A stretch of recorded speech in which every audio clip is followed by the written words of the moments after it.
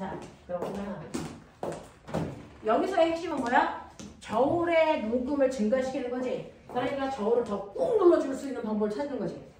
그래서 저울을 누르는 힘은 얘를 안 돼. 얘가. 그래서 얘가 누르는 힘이 더 세지면 세질수록 자석이 그래서 저울을 더 세게 눌러야 돼. 알겠어? 그래서 눈금이 커질 거야. 무슨 말인지 알겠냐? 이 얘기입니다.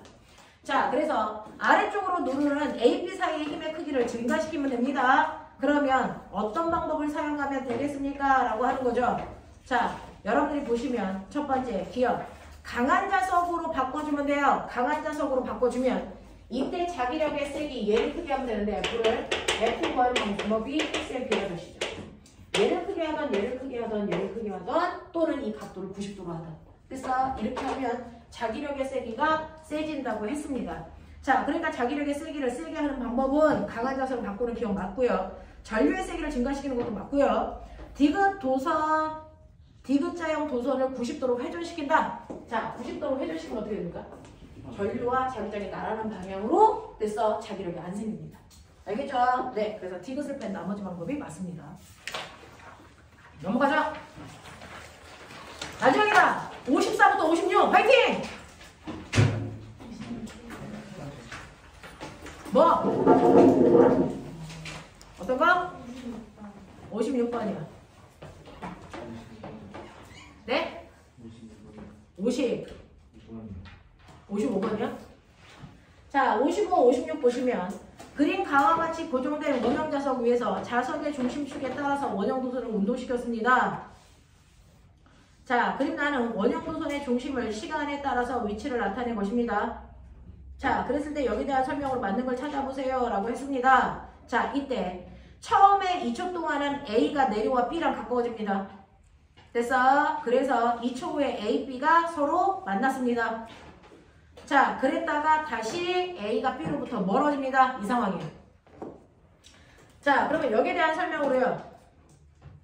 여기에 대한 설명으로 옳은 것을 모두 골라보세요 라고 하는 거네요. 자, 옳은 거 몇 번입니까? 자, 기억볼게요. 원형 도선에 흐르는 유도 전류는 1초와 5초일 때가 서로 같습니까? 라고 했는데 꼬맹아 이렇게 자석이 있잖아요. 제가 잘 찍고 있죠.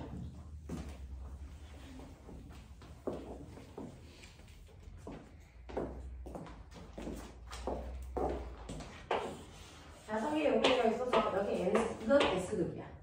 여기 있는 원형 도선을요 아래로 내렸다가 올리는 거죠. 그래서 네, 아래로 내릴 때는요 N극이랑 가까워지는 거니까 N극 실어서 위쪽은 N극, 여기는 S극 이렇게 만들려고 하겠죠. 그러니까 아래쪽을 N극을 만들 거니까 전류가 어떻게 흘러요? 이렇게 흐르겠죠. 그래서 처음에 내릴 때는요 전류는 여러분들이 보시는 시계 방향으로 흐릅니다. 이게 내릴 때예요. 자, 다시 끌어올릴 때는요 N극이랑 멀어지는 거 싫어서 N극을 잡아당기려고 거꾸로 S, N 이렇게 만들 거예요. 그러니까 전류가 흐르는 방향이 반대여야죠.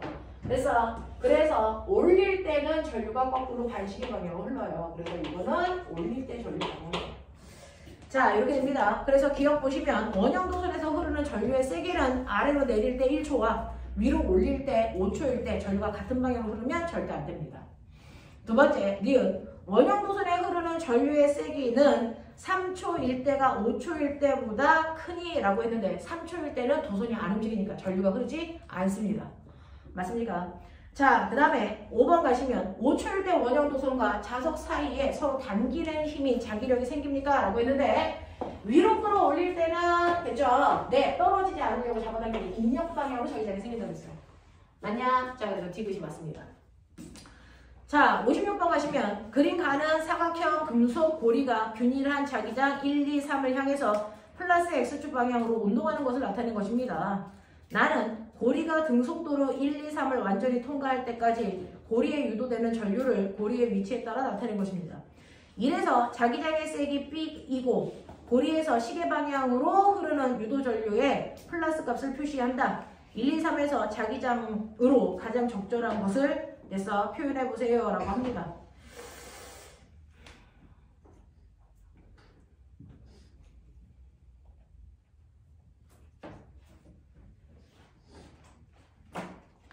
자, 전류가 플러스 마이너스가 있는데요. 플러스 방향의 전류가 시계 방향으로 전류가 흐르는 거래요. 처음에 이 도선이 D까지 들어가는 동안에 시계 방향으로 전류가 흐르게 해야 된대요. 자, 여기에 이름 모를 자기장이 있어요. 이렇게 되어서 자기장에 있는 공간을 1번 공간, 2번 공간, 3번 공간 이렇게 나눌게요. 자, 여기에서 이렇게 원형 요소에 해당되는 아이가 들어가는 거예요. 됐죠? 네, 들어갑니다. 자, 그랬을 때 첫 번째요. 얘가 완벽하게 이 안에 다 들어올 때까지는 자기장의 변화와 반대 방향으로 전류가 흐를 거야. 맞아? 자, 근데 이때 이 안에 들어오는 이 순간까지는 전류가 어느 방향으로 흐르냐면 시계 방향으로 흐른대요. 그래서 시계 방향을 여기서는 플러스 방향으로 했으니 우리는 플러스 방향을 놓쳐. 됐어? 그럼 전류가 시계 방향으로 흐르려면 자기장의 변화는 반시계 방향으로 있었다는 거죠.